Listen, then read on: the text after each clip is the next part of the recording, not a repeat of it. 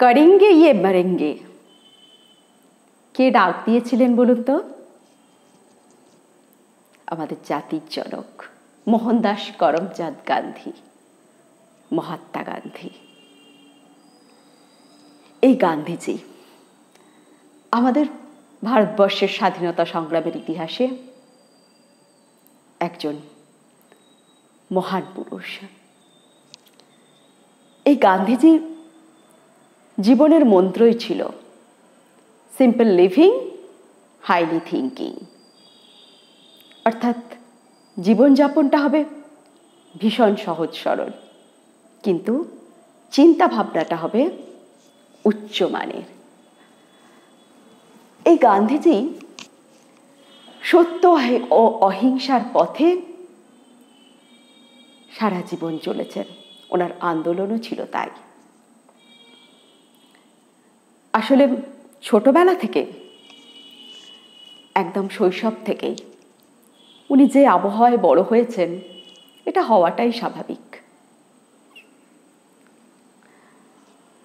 গুজরাটের একটা জৈন পরিবারে, জৈন ধর্মাবলম্বী পরিবারে ওনার জন্ম। এই জৈন ধর্মের যারা মানুষ, তারা একদম নিরামিষাশী হন আর সবসময় সত্যের পথে থাকতে ওনারা পছন্দ করেন। তো বাড়ির পরিবেশটা ওনাকে ভীষণভাবে প্রভাবিত করে। স্টুডেন্ট হিসেবে গান্ধীজি কিন্তু ভালো মানের স্টুডেন্ট ছিলেন না, গড় মানের স্টুডেন্ট ছিলেন, কিন্তু সবসময় সত্যের পথে চলতেন। ছোটবেলায় উনি যখন স্কুলে পড়েন আর কি, তখন একবার পরিদর্শক এসছেন ইন্সপেকশন করতে, স্কুল পরিদর্শন করতে। তো প্রশ্ন দিয়েছেন কিছু, তো উনি কিছু প্রশ্নের উত্তর লিখতে পারছেন না।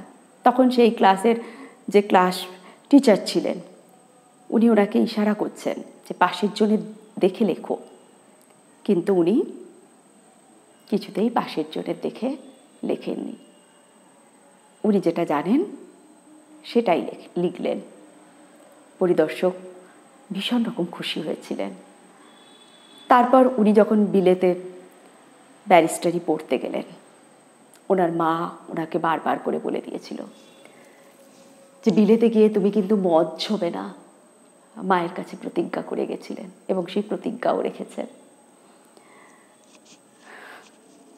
এই ব্যারিস্টারি পড়তে যাওয়ার সময় আফ্রিকাতে জানেন আপনারা, শ্বেতাঙ্গরা ভীষণ কৃষ্ণাঙ্গদের ওপর অত্যাচার করত। অর্থাৎ সাদা চামড়ার মানুষরা কালো চামড়ার মানুষদের ওপর ভীষণ রকম অত্যাচার করত, নির্যাতন চালাতো। তার বিরুদ্ধে উনি সরব হয়েছিলেন। একবার ট্রেনে উনি যাচ্ছিলেন, তো ওখানে একজন শ্বেতাঙ্গ আর কি ওনার ব্যাগটা ছুঁড়ে ফেলে দিয়েছিলেন ওনার সিট থেকে। উনি কিন্তু তার মোক্ষম জবাব দিয়েছিলেন।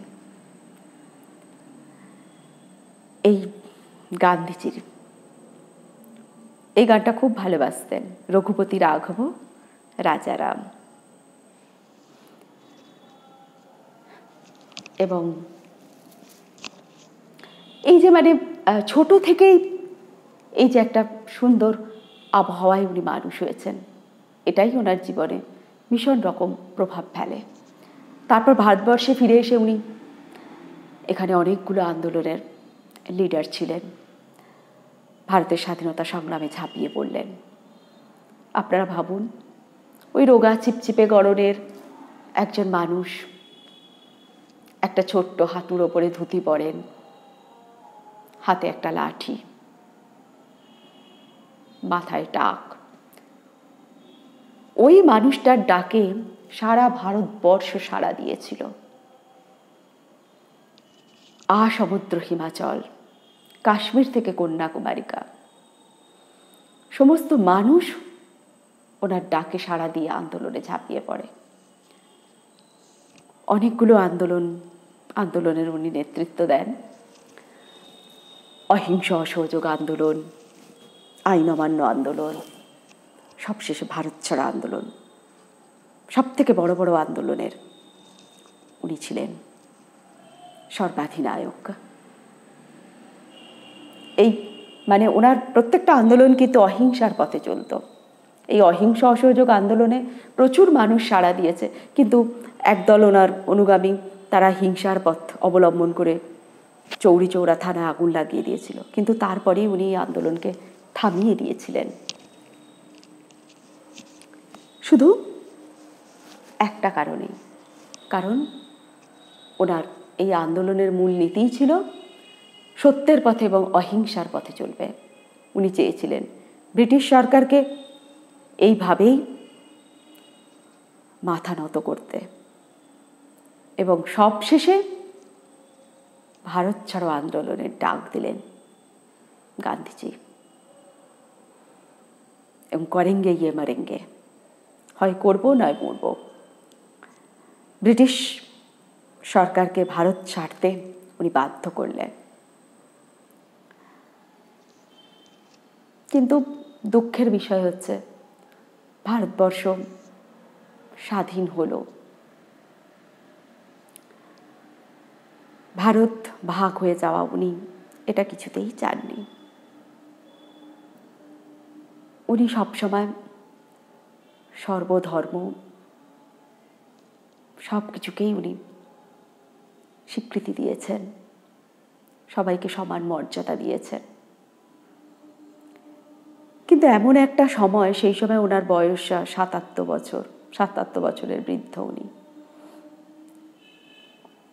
ওনার কথা শোনার মতো অবস্থায় কেউ নেই। ভারত ভাগটা মেনে নিতে হয়েছিল ওনাকে। কিন্তু আরো দুর্ভাগ্যের বিষয় হচ্ছে যে মানুষটা ভারতবর্ষের জন্য, নিজের দেশের জন্য জীবন উৎসর্গ করলেন, সারাটা জীবন দিয়ে দিলেন, তাকেই সেই দেশের মানুষের হাতেই আত্মাহুতি দিতে হলো। ওনাকে গুলি করে হত্যা করা হয়েছিল। এটা খুবই দুর্ভাগ্যজনক। যাই হোক, এই মহান স্বাধীনতা সংগ্রামী তার জীবন দিয়ে জাতির জনক আমাদের হৃদয়ে থাকবেন। উনি সবার মধ্যে বাঁচবেন। সমস্ত স্টুডেন্টদের মধ্যে আমরা শেখাবো এইসব স্বাধীনতা সংগ্রামীদের জীবন কথা, তবে তো তারা দেশকে ভালোবাসতে শিখবে, তাই না? সবাই খুব ভালো থাকবেন। ধন্যবাদ।